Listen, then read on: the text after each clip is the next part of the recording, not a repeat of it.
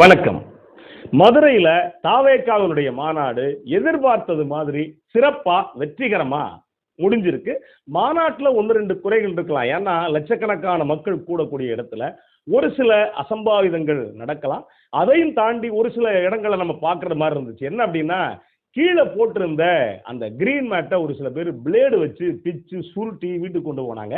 எதுக்குன்னு தெரியல. நெல்லு காய போடுறதுக்கா இல்லை வேற எதுக்குமா எப்படின்னு தெரியல. ஏன்னா எல்லாரும் வருவாங்க. ஏன்னா எந்த கட்சியா இருந்தாலும் பெரும்பாலும் இடதுசாரி அமைப்புகளை தாண்டி மற்ற எல்லா கட்சிக்கும் பெரிய பயங்கரமா கட்சியை பத்தி தெரிஞ்சவங்க, பைலாவை பத்தி தெரிஞ்சவங்க வர்றதில்ல. பக்கத்துல இருக்கவங்களை கூட்டு வர்றது, வாங்க அப்படியே பக்கத்துல இருக்க கோயிலை பார்த்துட்டு போவோம் அப்படின்னு சொல்லி கூட்டு வர்றது. இப்படி பார்த்தீங்கன்னா எப்படி சொல்லி கூட்டு வந்திருப்பாங்கன்னா, அழகர் கோயில் போவோம், மீனாட்சி அம்மன் கோயில் போவோம் அப்படின்னு சொல்லி கூட்டு வந்திருப்பாங்க. இப்படி வந்தவங்களுக்கு ஒருவேளை நாளைக்கு கூட அந்த கருத இருக்கிற வேலைகளை இருக்கலாம். அதனால அவங்க கொண்டு போயிருக்காங்கிறது ஒரு நல்ல விஷயம் தான். ஏன்னா அதுக்கு பிறகு அந்த கிரீன் மேட் பயன்பட போறதில்ல அப்படிங்கிற வகையில் ஒரு சில பேர் சுருட்டி கொண்டு போனாங்க. ஒரு சில பேர் மேலே இருந்த அந்த கொடையை வந்து ஒரு 5-6 பேர் நகர்த்திக்கிட்டே போனாங்க. அது ரொம்ப கண்கொள்ளா காட்சியாகவே இருந்துச்சு. அந்த வகையில் அந்த மாநாடு ரொம்ப சிறப்பாக நடந்திருக்குன்னு வச்சுக்கோங்களேன். அதெல்லாம் இல்லைன்னா அதுக்கு பேர் மாநாடே இல்லைங்கிறது இன்னொரு பக்கம். அதையும் தாண்டி இந்த மாநாட்டில் 2 சிறப்பு விருந்தினர்கள் இருந்தாங்க. விஜயை பத்தி நான் சொல்லல. இன்னும் 2 பேர் யார் அப்படின்னா, ஒருத்தர் புஷி ஆனந்தர், இன்னொருத்தர் ஆதவ் அர்ஜுனா. 2 பேரும் ஒரு சிறப்பான உலர்களுடைய ரொம்ப சிறப்பா பண்ணாங்க. எப்பவுமே பார்த்து படிக்கிறதுலயே அவ்வளவு சிக்கல் இருக்கு கூட 2 பேரும். அதுலயும் அது மாதிரி நம்மளெல்லாம் படிக்க முடியாது. அந்த மாதிரி ரொம்ப அழகா வந்து தளபதி ரொம்ப அழகா படிச்சாரு உலர்களோட. அதே மாதிரி ஆதவ் அர்ஜுனா அவர் எந்த கட்சியில இருக்காருன்னு இப்பவும் தெரியல. உண்மையிலே அவர் எந்த கட்சிக்காரரு அப்படின்னு தெரியல. ஏன்னா பல கட்சியில சுத்தி வந்தவர். இப்ப உண்மையிலேயே அவர் விஜய்க்கு நண்பனா இருக்காரா, இல்ல விஜய்க்கு நெருக்கமா இருக்காரா, இல்ல தாவேக்காரரா அப்படிங்கிற சந்தேகம் பொதுவா விஜய்க்கே இருக்குன்னு வச்சுக்கோங்களேன். அதுக்கு அடுத்து நம்ம தளபதி பேச ஆரம்பிச்சாரு. எதிர்பார்த்ததை விட கொஞ்சம் இந்த முறை இந்த மாநாட்டில் கொஞ்சம் கூடுதலாகவே பேசினாரு அப்படிங்கிறது தான் ஒரு பக்கம் சிறப்பு. ஆனால் என்ன அப்படின்னா, யதார்த்தமா ஒரு பக்கம் பேசினார். அதை நம்ம ஒரு பக்கம் வரவேற்கணும். அதே நேரத்தில் கவனிச்சு பார்த்தீங்கன்னா, அவருக்கு எய்தாப்புல கேமராக்கள்லாம் எடுக்கிறாங்கல்ல, அதனால என்ன பண்ணியிருப்பார் போல இருக்கு, ஷூட்டிங் நடக்குதுங்கிற கணக்குக்கு ஒரு அளவுக்கு மேலே போயிட்டாரு. அந்த வகையில் தான் அவருடைய பேச்சு அப்படிங்கிறது இருந்தது. அதுலேயும் குறிப்பாக அந்த பல விஷயங்கள் அவருடைய பேச்சு இருந்துச்சு. பல பேர் அவர் என்ன பேச போறார் அப்படின்னு எதிர்பார்த்தாங்க. அதில் வழக்கம் போல 2 கதையை சொன்னார். ஒரு சில பேருக்கு இந்த கதை சொன்னா தான் அந்த மூடு ஆரம்பிக்கும். அந்த வகையில் தான் முதல்ல எடுத்த உடனே ஒரு கதை சொன்னார். ஆரம்பிக்கலாமா அப்படிங்கிற மாதிரி சொல்லிட்டு தான் ஆரம்பிச்சாரு. அதில் ஒரு கதை என்ன அப்படின்னா, சிங்கம் குறித்த கதை. சிங்கம் வந்து தனியா தான் இருக்கும் அப்படின்னு ஒரு பக்கம் சொன்னாரு. இன்னொன்னு கூட்டத்தோடையும் இருக்கும் அப்படிங்கறத சொன்னார். ஒருவேளை தனியா இருக்குன்னா நம்ம பனையூர்ல தனியா இருக்கும் அப்படின்னு நினைச்சுவாங்க, அப்படியே அப்படின்னு நினைச்சிட்டு கூட்டத்தோடையும் இருக்கும் அப்படின்னு சொல்லி சொன்னாரு. அப்புறம் சிங்க குட்டிகள் குறித்தெல்லாம் சொன்னாரு. அப்புறம் சிங்கம் வேட்டையாட மட்டும்தான் வெளியில வரும், வேடிக்கை பார்க்கறதுக்கு வெளியில வராது அப்படின்னாரு. ரொம்ப தெளிவா சொல்லியிருக்காரு. ஏன் அப்படின்னா, இவர் கேரவானுக்குள்ள இருக்கிறார் அப்படிங்கிற ஒரே காரணத்துக்காக. அப்போ வந்து அவரு அது நினைச்சிருப்பார் போல இருக்கு. அந்த வகையில அது குறித்து பேசினாரு. அவருடைய பேச்சில் ஒரு பக்கம் கொஞ்சம் புரியுறது மாதிரி இருந்தது முடிகிறது. ஒரு கூடுதலான அந்த கட்சிக்கான பலம். அதுலயும் எம்ஜிஆர் குறித்து ஒரு ஏக்கத்தை தெரிவிச்சார். ஏன்னா எம்ஜிஆர் நான் வந்து நெருக்கமா வாய்ப்பு இல்லை, நெருங்கிறதுக்கான வாய்ப்பு இல்லை. அதே மாதிரி அண்ணனோட நெருங்கி பழகிருக்கேன் அப்படின்னாரு. எந்த அண்ணன் நீங்க கேட்கணும். யார் அப்படின்னா, விஜயகாந்தோட நெருங்கி பழகிருக்கேன். அவர் பிறந்த மண்ணு தானே அப்படின்னார். அவர் பிறந்த மண்ணு தான். இது விஜய்க்கு தெரியுது. அதெல்லாம் அவர் பிறந்த மண்ணுங்கிறது கரெக்டு தான். ஆனா அவர் என்னுடைய அண்ணன் அப்படின்னாரு, என் நெஞ்சுக்கு நெருக்கமானவர் அப்படின்னாரு. ஆனா நெஞ்சுக்கு நெருக்கமான விஜயகாந்த் இது எல்லாரும் பேசினதுதான். அதனால ஞாபகப்படுத்த வேண்டிய தேவை நமக்கு இருக்கு. நெஞ்சுக்கு நெருக்கமான விஜயகாந்த் இறக்குற வரைக்கும் அந்த வீட்டுக்கு போகல. உடம்பு சரியில்லாம இருக்கையில போய் பார்த்துருக்கலாம். அண்ணன் நெஞ்சுக்கு நெருக்கமானவர்.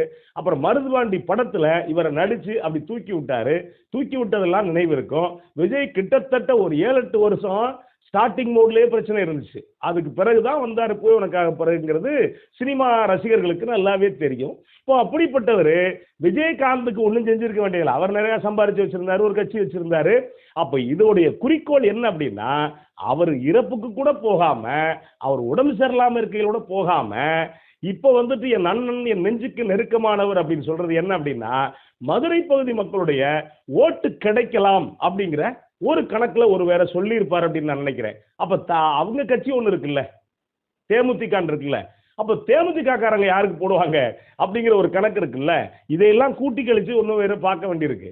இன்னொன்னு, எம்ஜிஆருடைய ரசிகர்கள் எம்ஜிஆருடைய கட்சிக்காரங்க யாருக்கு போடுவாங்க? திமுகவுக்கே போட மாட்டாங்க. அப்ப இவங்களுக்கு எப்படி போடுவாங்க அப்படிங்கிற இன்னொரு கேள்வி இதுக்குள்ள இருக்கு. இதுல பல பேச்சுகள்ல இன்னொரு சுவாரஸ்யமான ஒரு சில விஷயங்கள் பேசினார். நானே ஸ்தம்பிச்சு போயிட்டேன். மதுரை கிழக்கு அப்படின்னாரு, வேட்பாளர் அறிவிக்க போறேன் அப்படின்னு. யார் அப்படின்னா விஜய் அப்படின்னாரு. மதுரை மேற்கு விஜய் அப்படின்னாரு. சரி, 2 தொகுதியில போட்டியிடுவார் போல இருக்கு அப்படின்னா வரிசையா ஒரு 7-8 தொகுதியை சொல்லி சோழவந்தான், மேலூர், தெற்கு, வடக்கு, கிழமேற்கு, வடகிழக்கு இதெல்லாம் எல்லாத்தையும் சொல்லிட்டார். எல்லாத்தையும் சொல்லி எல்லாவற்றிலும் விஜய் அப்படின்னாரு. எனக்கு வேற ஷாக் ஆயிருச்சு. ஒருத்தரே 2 தொகுதியில தான் போட்டியிடலாம். ஒருவேளை போட்டிட்டா கூட ஏதாவது 1 2லயும் வெற்றி பெற்றா 1ல ரிசைன் பண்ணிட்டு 1ல தான் இருக்கலாம் அப்படிங்கல அவரே சொல்லிட்டாரு. ஏன்னா நான் போட்டியிடுறதா நீங்க நினைச்சுக்குங்க அப்படின்னு சொல்லி ஒரு பக்கம் ரொம்ப அழகா சொல்லியிருக்காருன்னு வச்சுங்களேன். இதெல்லாம் கரெக்ட் தான். மேடையில் அப்படியெல்லாம் ஒரு ஜிம்மிக்ஸோட பேசுறேன்னு வச்சுக்கோங்களேன், மக்கள் அந்த அளவுக்கு ஒரு கொண்டாட்ட மனநிலையில் இருக்க மாட்டாங்க. அதனால ஒரு தலைவர்கள் பேசுறப்ப மக்கள் அப்படி உசுப்பேத்தணும். உங்க ரேஷன் கார்டுல என் பேர் இருக்கா இல்லாம இருக்கலாம், ஏன் ரேஷன் கார்டுல உங்க பேர் இல்லாம இருக்கலாம் அப்படின்னு சொல்லி சொன்னார். ஆனா நான் உங்க வீட்டுல ஒருத்தன் அப்படின்னாரு. ஆனா இவர் ரேஷன் கார்டுல யார் யார் இருக்காங்க அப்படிங்கிற ஒரு கணக்கு இருக்கு இல்லையா? ஆனா மனைவியும் பையனும் வெளிநாட்டுல இருக்காங்க, இவரை பார்க்கறதே இல்லை. அப்ப இவர் ரேஷன் கார்டு எப்படி இருக்கு, இவர் ரேஷன் கார்டுல யார் யார் இருக்காங்க அப்படிங்கிற இதையும் ஒரு பக்கம் கணக்கில் எடுத்துக்க வேண்டியிருக்குன்னு வச்சுக்கோங்களேன். இதையும் தாண்டி பல விஷயங்கள் பேசினாரு. அதுல குறிப்பா இந்த முறை ஒன்றிய நம்முடைய இந்திய பிரதமர் மாண்புமிகு மரியாதைக்குரிய மோடி குறித்து ஒரு பக்கம் பேசிட்டார். ஆனா ஒரு பஞ்சு டயலாக் சொன்னார். பல பஞ்சு டயலாக் எழுதி கொடுத்துருக்காங்க நினைக்கிறேன். ரொம்ப சிறப்பாவே மனப்பாடம் பண்ணியிருக்காரு. அதுல ஒரு முக்கியமான பஞ்சு டயலாக் என்ன அப்படின்னா, அதாவது தாமரை இலையில தண்ணீரே ஒட்டாது, தமிழ்நாட்டு மக்கள் ஒட்டுவாங்களா அப்படின்னாரு. கரெக்ட், ரொம்ப அழகா சொல்லிட்டாரு நமக்கு. ஆனா எனக்கு இப்போ வரைக்கும் புரிய மாட்டேங்குதுங்க. நம்முடைய கொள்கை எதிரி ஒன்றிய பாஜக, சரி, நம்முடைய அரசியல் எதிரி ஆளக்கூடிய திமுக அப்படின்னாரு. எனக்கு அரசியலுக்கும் கொள்கைக்கும் இந்த என்ன கருமாந்திர வித்தியாசம்னு இப்போ வரைக்கும் தெரிய மாட்டேங்குது. கொள்கையைத்தான் அரசியலா பின்பற்றுவாங்க. அரசியல்ங்கிறதே எப்படிங்கிறீங்க, அதுதானே கணக்கு. அதுன்னு சொல்லிட்டு ஒரு பக்கம் நமக்கு எப்பவுமே நிரந்தர எதிரி பாஜக அப்படின்னாரு. அப்படின்ட்டு இந்த பக்கம் திமுகவை புட்டி புட்டி புட்டி புட்டின்னு பிடிக்க ஆரம்பிச்சார். நிறைய அதை செஞ்சீங்களா, இதை செஞ்சீங்களா, இதை செஞ்சீங்களா, இதை செஞ்சீங்களா, அவங்களுக்கு பாதுகாப்பு இல்லை, இவங்களுக்கு பாதுகாப்பு இல்லை, இவங்களுக்கு பாதுகாப்பு இல்லை அப்படின்னாரு. ஒரு படத்துல வடிவேல் பேசுவார் தெரியுமா, என்ன செஞ்சா என் கட்சிக்காரன் அப்படிம்பார். பின்னாடி இருந்து 2 பேரும் சொல்றாங்க, இந்த ஆள் தான் செமத்தியா இங்கே அடி வாங்கியிருக்கான் போல இருக்கடா அப்படின்னு ஒரு மைண்ட் வாய்ஸ் எல்லாம் கேட்க நீங்க ஒரு படத்துல பார்த்துருப்பீங்க. இதே மாதிரிதான் நம்ம கேட்க தோணுச்சு, நீங்க என்ன தலைவா செஞ்சீங்க அப்படின்னு நம்ம ஒரு பக்கம் கேட்க வேண்டியிருக்குன்னு வச்சுக்கோங்களேன். இதை நான் சொல்லலை, நம்ம இதை நேரலையில் பார்த்துக்கிட்டு இருக்கப்ப 2-3 நண்பர்கள் இதை கேட்டாங்க, நீங்க என்ன தலைவரை செஞ்சீங்க அப்படின்னு சொல்லி கேட்டாங்க. இதுல இன்னும் 2-3 நண்பர்கள் பேசிக்கிட்டு போது சொன்னாங்க, என்னங்க ஒரு வார்த்தை ஒன்றிய பாஜகவை விட்டுட்டு மீது எல்லாம் முழுக்க முழுக்க திமுகவை பத்தி பேசுறாரு அப்படின்னாரு. ஏன்னா இவர் இங்க தானே நிக்கிறாரு, ஒன்றிய அளவுல இருந்தாருன்னா நம்ம பேசலாம். தமிழ்நாட்டில் நிக்க போறாரு. 2026 தேர்தல் அப்படிங்கிறது தமிழ்நாட்டு தேர்தல் தான். அதனால இன்னைக்கு இருக்கக்கூடிய முதலமைச்சர் மு க ஸ்டாலினுக்கு இவர் இன்னொரு பட்டம் கொடுத்துட்டாரு. என்ன அப்படின்னா அங்கிள் அப்படின்னார். ரைட்டு, அவருடைய ரசிகர்கள் கொண்டாடுவாங்க அப்படின்னு வச்சுக்கோங்களேன். அந்த வகையில் ஒரு பக்கம் பேசினாரு. இதுல நம்ம என்ன யோசிக்க வேண்டியிருக்கு இதுக்குள்ள இருக்கு இல்லையா? என்ன அப்படின்னா, பெரும்பாலும் இது நான் கூட சொல்லலை, நான் சொன்னதை நீங்க நினைச்சு கூடாது. யார் நண்பர்கள் பேசிக்கிட்டு இருக்கப்ப சொன்னாங்க, இதுல ஏற்கனவே சொன்னதுதான். என்ன அப்படின்னா, அதாவது மைனாரிட்டி மக்களுடைய ஓட்டுகளை வாங்குறதுக்கு பாஜகவால ஒருவேளை இறக்கி விடப்பட்டவரோ அப்படிங்கிற ஒரு சந்தேகம் இருக்கு அப்படின்னு சொல்லி சொன்னாங்க. ஏன்னா இன்னைக்கு சிறுபான்மை மக்களுக்கான பாதுகாப்பு ஒரு பக்கம் உறுதிப்படுத்தப்பட வேண்டிய இடத்துல சிறுபான்மை மக்களுடைய ஓட்டை குறிவைக்கிறதுக்கு முழுமையா விஜயுடைய பேச்சு இதுல பார்க்க முடிஞ்சிச்சு அப்படின்னு நான் சொல்லல, நண்பர்கள் சொன்னாங்க. இப்போ அந்த வகையில இன்னொரு கதை வேற சொன்னார். இந்த ஒரு 10 பேருக்கு மன்னர் நெல்லை கொடுத்தாரு, முளைச்சு கொண்டு வாங்கன்னாரு. ஒருத்தன் ஆளு உயரம் கொண்டு வந்தான், ஒருத்தன் தோல் உயரம் கொண்டு வந்தான், ஒருத்த மட்டும் முளைக்கல ராசான்னு சொன்னான். அவனைத்தான் கட்டி தழுவிக்கிட்டார் ராசா. எதுக்கு அப்படிங்கிறப்ப என்ன சொன்னார் அப்படின்னா, அது உண்மையிலேயே மன்னர் குடித்தது எல்லாமே அவிச்ச நெல். அவிச்ச நெல்லுங்கிற அளவுக்கு தெரியுது பாருங்களேன், இதுவே பெரிய விஷயம்தான். அவிச்ச நெல் அப்படின்னு சொல்லி சொன்னார். அப்படி அது மாதிரி தானா, நான் உண்மையாவே இருப்பேன் அப்படின்னு சொல்லி சொன்னாரு. ஆனா யாருக்கு உண்மையா இருப்பாரு அப்படிங்கிறது இதுல இன்னொரு வகையான கேள்விக்குறி. எப்படியோ தாவேக்காவை பொறுத்த வரைக்கும் வருஷத்துக்கு ஒரு மாநாடு போடுறதை தவிர விட மாசத்துக்கு ஒரு மாநாடு போட்டாங்க அப்படின்னா இந்த மாநாட்டு பந்தல் போடுறவங்க பொழப்பாங்க, மாநாட்டுக்கு வேன் கொண்டு போறவங்க பொழப்பாங்க, மாநாட்டில் ஐஸ் விற்கிறவங்க, அந்த மாநாட்டில் கார்பெட் இருக்கிறவங்க பொழப்பாங்க. அந்த கார்பெட்டை சுருட்டிக்கிட்டு ஒரு சில பேர் நெல்லு காய போடுறதுக்காக வீட்டுக்கு எடுத்துட்டு போவாங்க. அப்புறம் இந்த மாநாட்டு ஒருவேளை ஒரு கொடிக்கம்பம் சாஞ்சு போச்சு அப்படின்னா புதுசா இன்னொரு கொடிக்கம்பத்துக்கு இன்னொரு பேர் பொழப்பாங்க. கிரேன் ஓட்டுறவங்க, ஜேசிபி வச்சிருக்கவங்க, அப்புறம் வந்து லாட்ஜ் வச்சிருக்கவங்க, இவ்வளவு பேருக்கு பொழப்பு கொடுக்கறதுக்கான வாய்ப்பா இருக்கும். அதனால டிவிகேவை பொறுத்த வரைக்கும் மாதம் ஒரு மாநாடு போடுவாங்க அப்படின்னு நம்ம எதிர்பார்க்கிறோம். பேச்சோட பேச்சா புஷி ஆனந்த் ஒரு கொட்டு குட்டினார். இது புஷி ஆனந்துக்கு தெரியுமா அப்படின்னு தெரியல.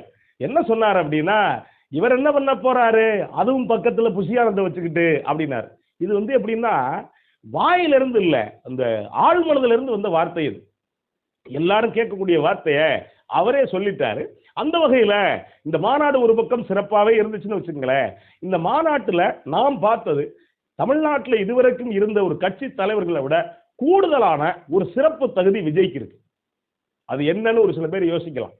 எத்தனையோ தலைவர்கள் இருந்தாங்க. எம்ஜிஆர் ஒரு கட்சி ஆரம்பிச்சாரு, அண்ணா ஒரு கட்சி ஆரம்பிச்சாரு, நீண்ட நாட்கள் வந்து கலைஞர் ஒரு கட்சியுடைய தலைவராக இருந்தாரு. அதே மாதிரி இப்ப ஸ்டாலின் இருக்காரு, ஜெயலலிதா இருந்தாங்க, காமராஜர் இருந்தாரு. இப்போ எத்தனையோ கட்சி பல பேர் ஆரம்பிச்சு வச்சிருக்காங்க.